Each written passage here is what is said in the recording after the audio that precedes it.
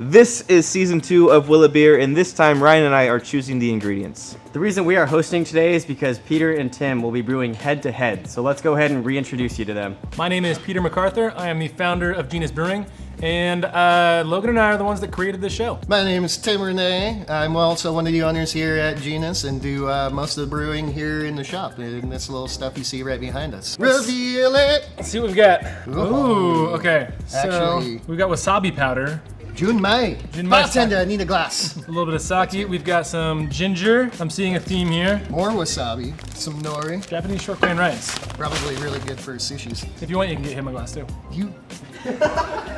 Okay, so the theme is basically sushi, it seems like. I still might want to try to do a sour, but I'm gonna have to think about what's gonna go best with the ginger, because that's gonna be a really strong flavor, and then obviously the wasabi, which is like as potent as ginger, but like in a whole different flavor realm. So I'm also thinking that you could get away with something else. I mean, the sake is going to be something hard to bring out. It's rice wine, and any ingredient that we put in there is just going to take over. Are you guys ready for your challenge ingredient?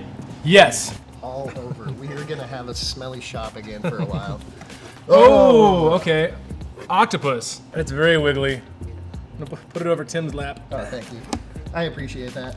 All right, so octopus is the challenge ingredient. Again, this is gonna be different than lobster because I feel like octopus is gonna be more pungent in Hayden's terms. So we're gonna have a snack while we're brewing. Okay, so you guys have to use at least 3 of the regular ingredients, and then you have to use the challenge ingredient. What are you guys thinking so far? I'm just gonna do an IPA.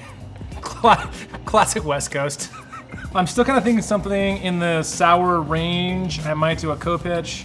Might do something completely raw, actually. Kind of go with a raw theme with the octopus. I know that I said something a little bit more malty. I'm still not discouraged on that, but especially with the octopus, it has to be something that can handle a lot of salt. We had a few different themes we were thinking about for today's Will It Brew. Ended up landing on sushi.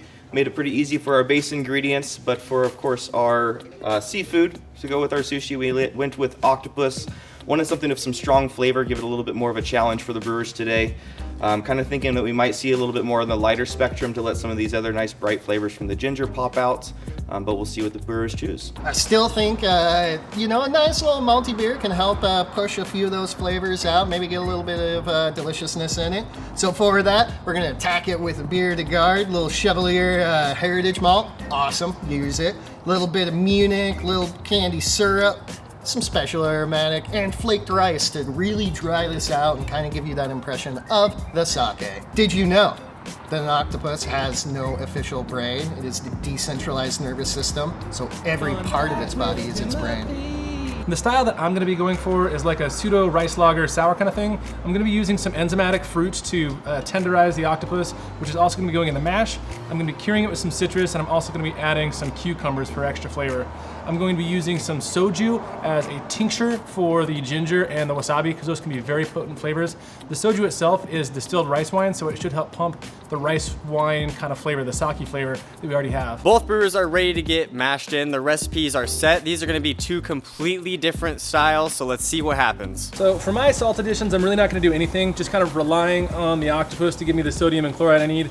That's gonna build a little bit of malt sweetness in this overall beer, but our water here is actually pretty neutral, so I'm not gonna add a ton. I am going to do a little bit of lactic acid, about a half mil, just to make sure that my mash pH sits at the right level. I'm also gonna do that.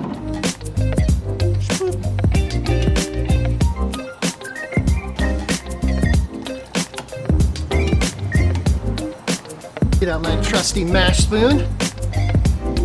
So I'm gonna take the nori, at least part of my nori, and then actually infuse it straight into the mash to get some of those nice salts going on for brewing, as well as some of the pre-salty flavor.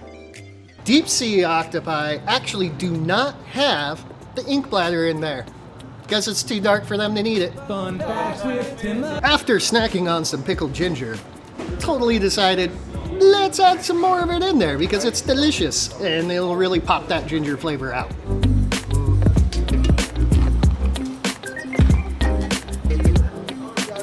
This is a big octopus. It doubles up as a nice glove.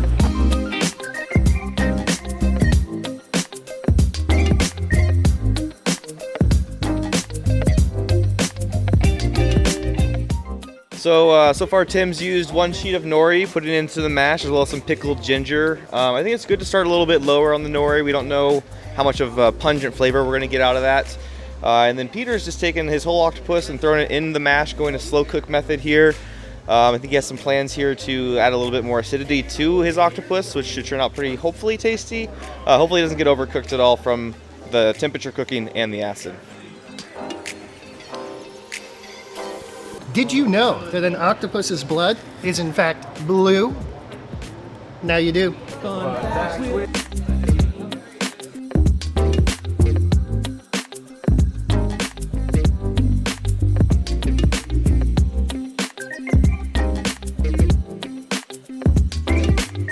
So my next step, I'm going to get some pineapple kind of crushed up along with some kiwis. I'm going to make a little puddle of pineapple and kiwi, and here I'm going to get my octopus in there to kind of tenderize that meat. After it's done that for a little bit, I'm going to add my citrus juices, lemons and limes, and make that one big mixture. Then should be the last of my octopus step, and take the octopus out, and I'm going to add that mixture right into there for when I sparge everything into my fermenter and start the kettle souring process.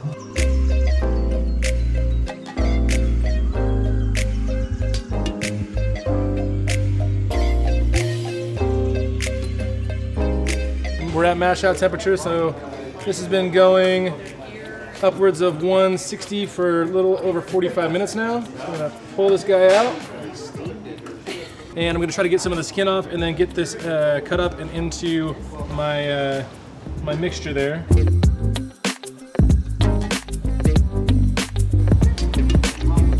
My hands are gonna be so eaten up by the enzymes here, though. That's looking pretty good. All right, so it's been long enough. I've got all my good sugary shooks converted over.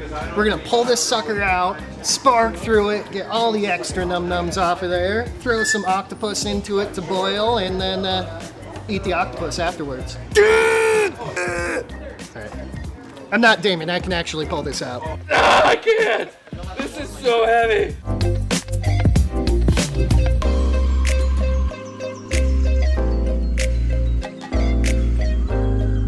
So the rice in this is going to be a little bit redundant. It's probably not going to be something that you taste too much, but I did get this rinsed off and I want to get it in the beer just so that it's in there. So it's just going to go in toward the end of the mash as I'm already up at mash at temperature, hopefully getting some gelatinization and some starch pull. Next up, I'm going to be cutting up some citrus and getting that into my enzyme mixture, and the citrus is going to actually sort of cook the octopus.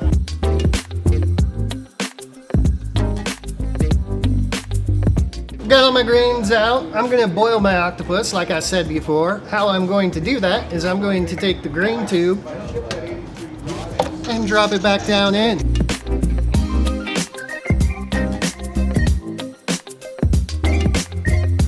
I'm actually going to be doing a no-boil beer, so in the last 15 minutes of my mash, I'm going to add a couple sheets of nori, see if I can get a little of that seaweed flavor to come through, but I imagine if I want to pop it, I'm going to have to do something involving my tincture on the back end, but we'll get some in right now just in case.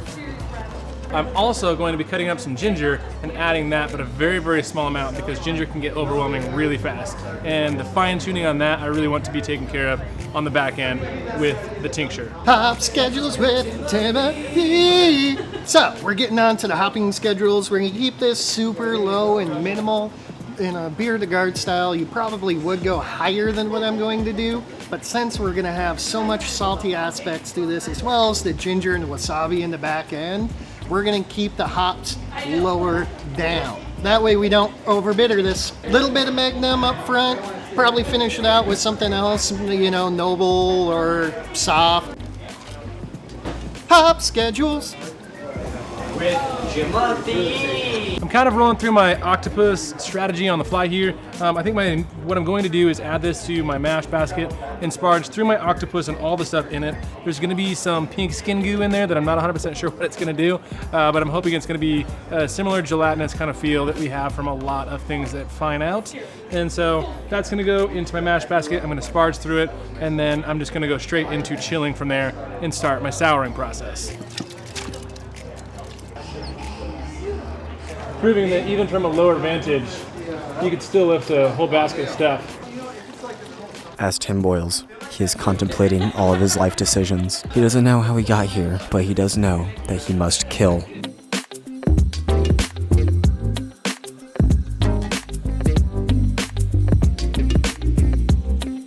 After my boil was done, I took my beer into the back, hooked it up to the chiller, and started chilling it down. Only chilled it down to about 100 degrees. I am using Lutra Quake on this. Lutra does like to ferment warm, so I didn't chill it down all the way. Along with that, while it was still warm, did throw in some extra nutrients, because Quake needs extra nutrients. After I got my mash up to mash out temperature, I did let it boil for a little bit just because I was waiting on Tim to be done with the chiller. Then I got it into my fermenter, boiling hot to sanitize my fermenter. It's chilling right now, and I'm going to add some Lactobacillus buchneri when it gets to 110 to 115.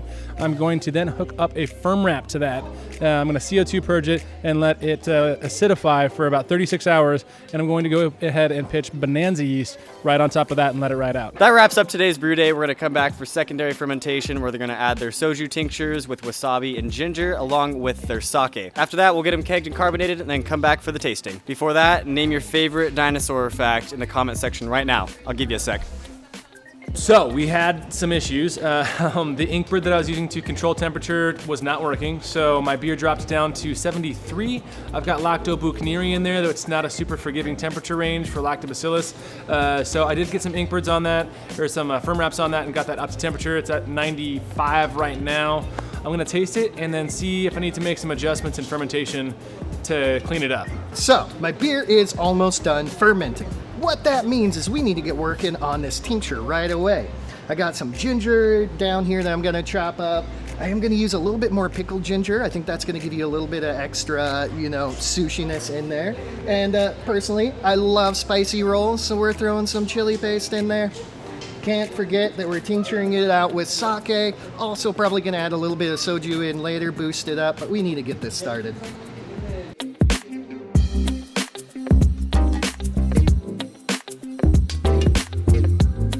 So to get my ginger and my wasabi in there, I'm going to be doing a tincture using soju. I chose soju because it has a very similar flavor to sake. So with the ginger, I'm just gonna be doing a rough chop. I've sort of skinned these up. With the wasabi, I'm actually probably going to use a combination of the powder and the real wasabi that we were given. This wasabi is very, very intense, and so I don't want that to overwhelm the flavor, but I want a little bit of that spiciness and a little bit of the deeper flavor from the powdered stuff. So I'm going to keg my beer off into a corny keg first as a bright tank, and then I am going to kind of add these additions in that bright tank before kegging it into a Sankey keg. So that part will take a couple days to infuse, but during that I'll have my beer brightening up in a corny keg, and then we'll add the sake and all this at the very last minute.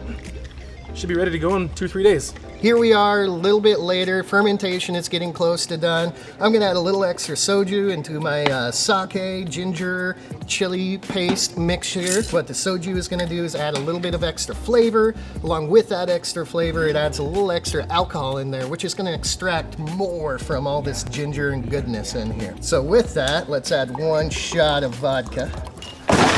This plum flavor actually tastes really good. I pulled out a sample of it, been drinking a little bit of it. Maybe a little less than 2 milliliters in there. This is a pretty strong flavoring. I'm choosing to use the powdered wasabi. I think it'll mix a little bit better, be a little bit more easily controllable. We're just gonna start with a little bit, because again, we don't want to overpower this.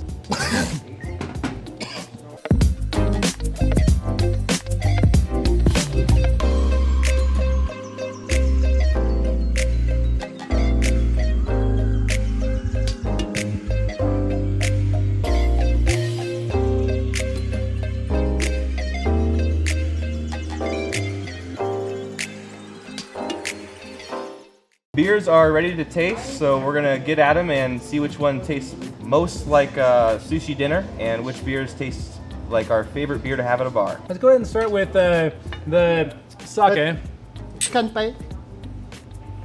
I think we should start with the one that is clearly very carbonated. The only one that's carb? Going into this one, the first thing I do smell is I get brine and sweetness on the nose. So the brine is still there. There's some salinity behind it.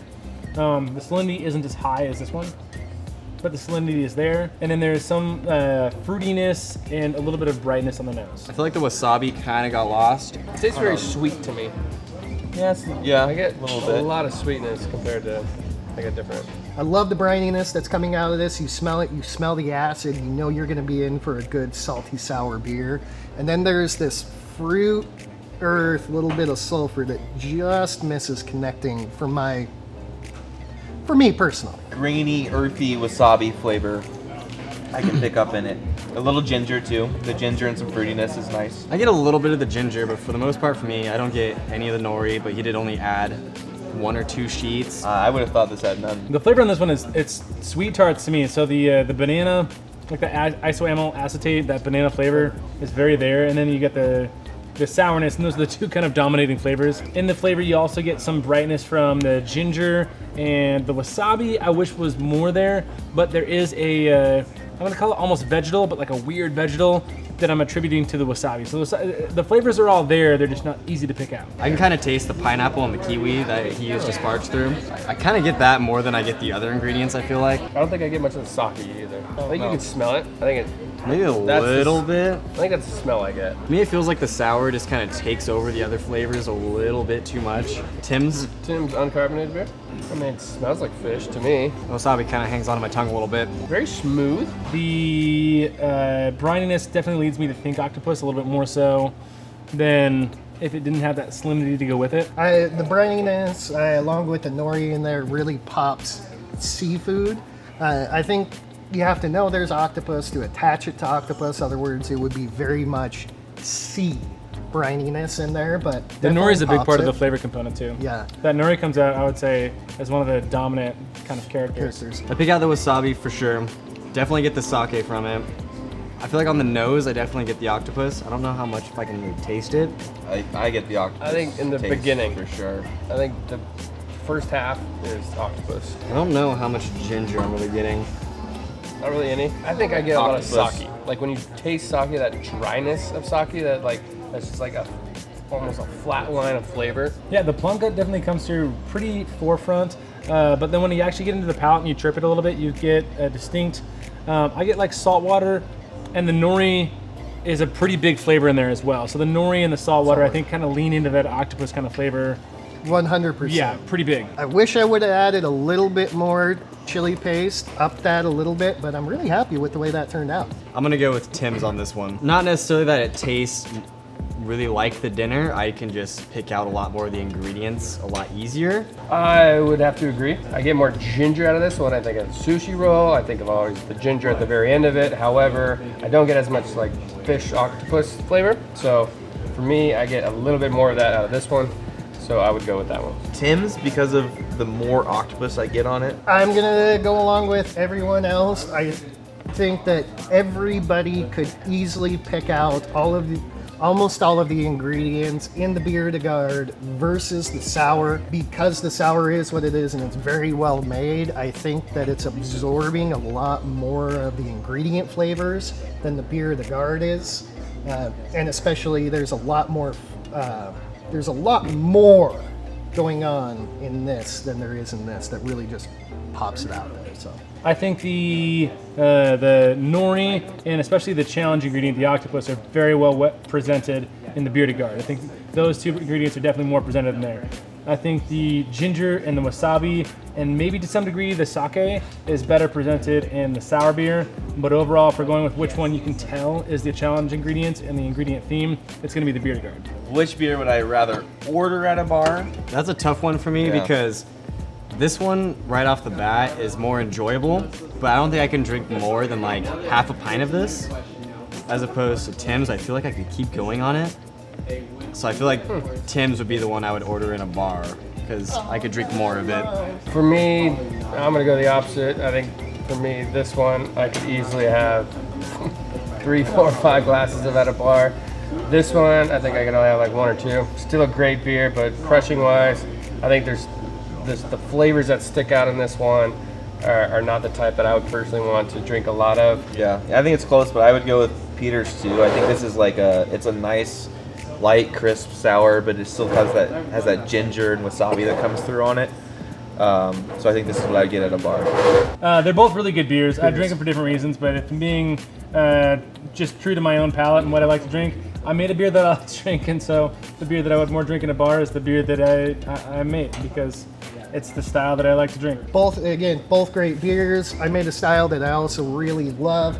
I think that was a great representation of that style, but I will drink more of this. That's just come down to flavor preference. They're both great beers. I'm going to drink a lot of both of them.